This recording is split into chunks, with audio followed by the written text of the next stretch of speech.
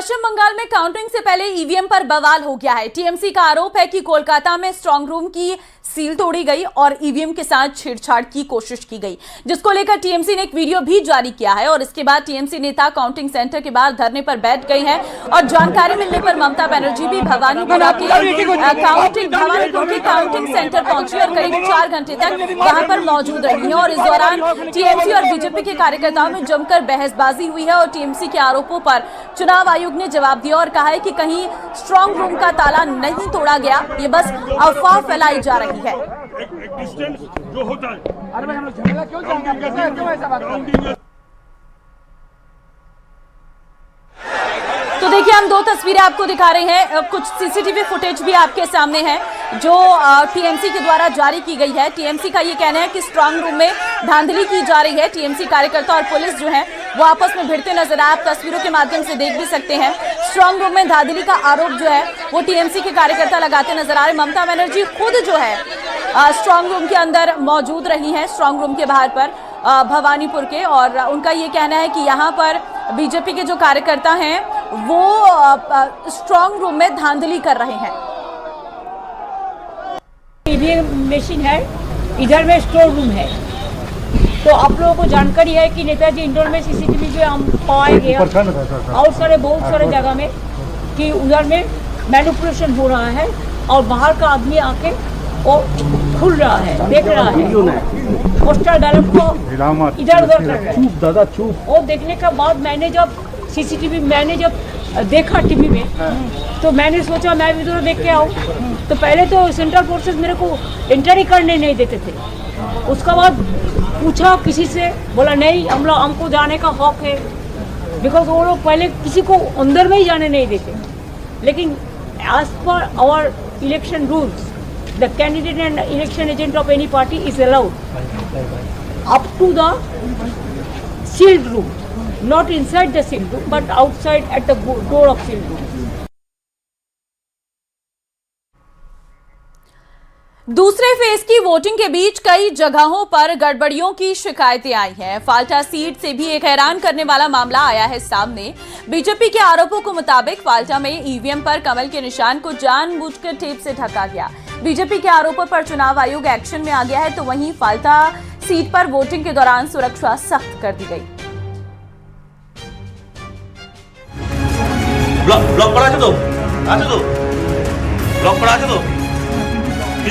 पश्चिम बंगाल के दक्षिण 24 परगना की संवेदनशील सीट फाल्टा विधानसभा से वोटिंग के दौरान आई इन तस्वीरों ने बंगाल से लेकर दिल्ली और चुनाव आयोग तक हड़कंप मचा दिया।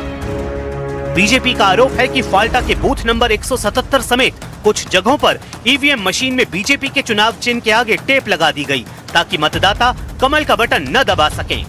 बीजेपी के IT cell head Amit Malviya ने एक वीडियो शेयर करते हुए सीधा हमला टीएमसी प्रत्याशी जहांगीर खान पर बोला। मालवीय ने इसे डायमंड हार्बर मॉडल करार दिया।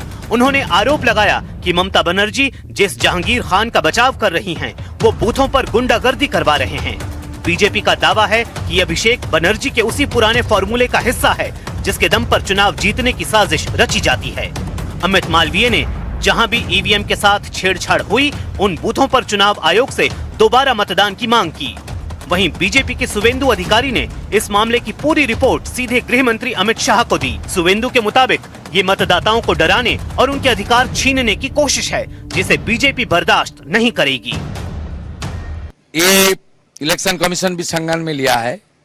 इस तरीके से काम करेगा तो जो करना चाहिए होगा। मैं कैंडिडेट के साथ बात करूंगा। चूंकि वोटिंग के दौरान ईवीएम पर टेप चिपकाने वाला वीडियो वायरल हुआ, इसलिए चुनाव आयोग भी एक्शन में आ गया। इलेक्शन कमीशन ने फाल्टा के बूथ नंबर 177 पर टेप लगाने की घटना पर विस्तृत रिपोर्ट तलब की है। आयोग ने साफ कर दिया है कि अगर जांच में गड़बड़ी की पुष्टि होती है तो बूथों पर दोबारा वोटिंग कराई जाएगी। हालांकि दावे के मुताबिक टेप हटाकर मतदान प्रक्रिया दोबारा शुरू कर दी गई। ईवीएम पर टेप चिपकाने के आरोपों के बीच फाल्टा विधानसभा सीट पर सुरक्षा बढ़ा दी गई। वोटिंग के दौरान बूथों पर अर्धसैनिक बलों की पेट्रोलिंग बढ़ी दिखाई दी। सीएपीएफ यानी सेंट्रल आर्म्ड पुलिस फोर्सेस के जवान लगातार अनाउंसमेंट करते नजर आए कि डरने की कोई जरूरत नहीं।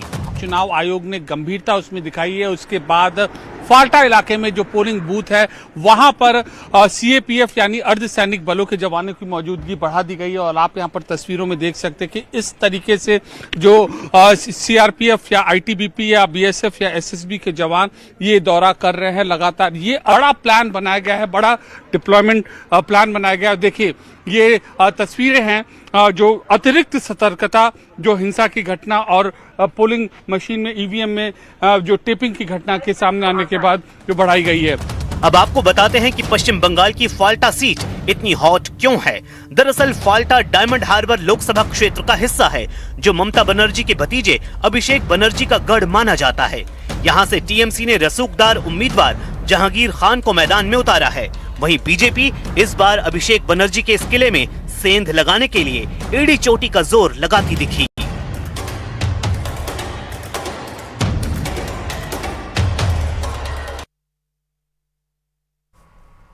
बंगाल का फाइनल रिजल्ट ईवीएम में बंद है।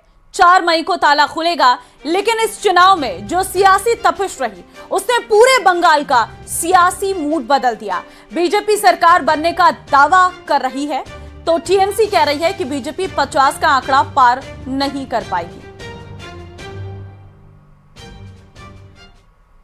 4 मई के बाद कानून अपना काम करेगा, चाहे कोई बड़े से बड़ा गुंडा क्यों न हो। इस बार न्याय होकर रहेगा। रोशनी चाँद से होता है, सितारों से नहीं। आम जनता का मोहब्बत तृणमूल कांग्रेस से होता है, बीजेपी से नहीं। पश्चिम बंगाल विधानसभा चुनाव में इस बार जमकर प्रचार हुआ तो चुनावी शोर के बीच दावों की तपिश भी तेज दिखी। एक तरफ बीजेपी ने 4 मई की तारीख मुकर्रर कर दी है तो दूसरी तरफ टीएमसी ने दिल्ली की गद्दी तक पहुंचने की हुंकार भरी है। प्रधानमंत्री नरेंद्र मोदी ने बैरकपुर की धरती से सीधा संदेश दिया कि 4 मई को बंगाल में बीजेपी सरकार का शपथ ग्रहण होगा। वहीं टीएमसी ने भी बीजेपी को 50 सीटों पर समेटने का दावा ठोक दिया है। जहां जहां गया हूं, बंगाल के लोगों का जो मैंने मिजाज देखा है, मैं इस विश्वास के साथ वापस जा रहा हूं कि 4 मई के नतीजों के बाद बीजेपी के शपथ ग्रहण समारोह में मुझे आना ही है। Onus is on you to go and ask the BJP leaders. Every time you have predicted something, eventually it has turned in Trinamool's favor. Amit Shah said we'll get 200 seats in 21. Trinamool plus 200 seats. They said we'll get 30 seats in Bengal in Lok Sabha. Trinamool got 29 seats. This time they are saying 177. So by their track record, they will only go down below 50. इस बीच ममता बनर्जी ने भी जीत की हुंकार भरी। उन्होंने दावा किया कि वो बंगाल फतेह के बाद दिल्ली की बागडोर संभालेंगी। हम 26 में बीजेपी गवर्नमेंट को इंडिया से हटाएंगे। बांग्ला को टारगेट किया है, हम दिल्ली को टारगेट करेंगे। बंगाल के चुनावी रण में गृह मंत्री अमित शाह से लेकर सीएम योगी आदित्यनाथ तक घुसपैठियों और सिंडिकेट राज के खात्मे की डेडलाइन तय करते नजर आए। भारतीय जनता पार्टी की सरकार बनने के बाद व्यापारियों से कोई भतीजा टैक्स, भाईपो टैक्स नहीं लिया जाएगा। सिंडिकेट को हम समाप्त कर देंगे। जब 4 मई को परिणाम आएंगे तो बंगाल के अंदर भगवा ध्वज लहराया जाएगा। बंगाल का अंधकार समाप्त होगा। बंगाल फिर से सोनार बांग्ला बन करके अपनी इस पहचान को आगे बढ़ाएगा। दावों की इस लड़ाई में निजी हमले भी तेज हुए। सुवेंदु अधिकारी ने दावा किया कि ममता बनर्जी अपने ही गढ़ भवानीपुर में चुनाव हार रही हैं। वहीं विपक्षी खेमे से तेजस्वी यादव ने ममता को संजीवनी देते हुए कहा कि बीजेपी की हार में ही देश की जीत है। कांग्रेस भी पीछे नहीं है। अधीर रंजन चौधरी ने टीएमसी पर डर का माहौल बनाने का आरोप लगाते हुए उनकी हार को तय बताया।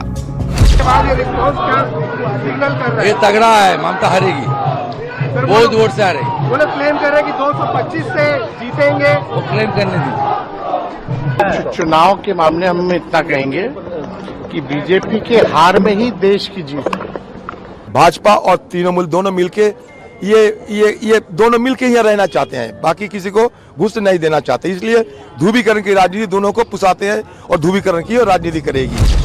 बंगाल का ये चुनाव अब नारों से आगे बढ़कर अस्तित्व की जंग बन चुका है। अब 4 मई को पूरा देश देखेगा कि जनता किसके दावों के साथ है।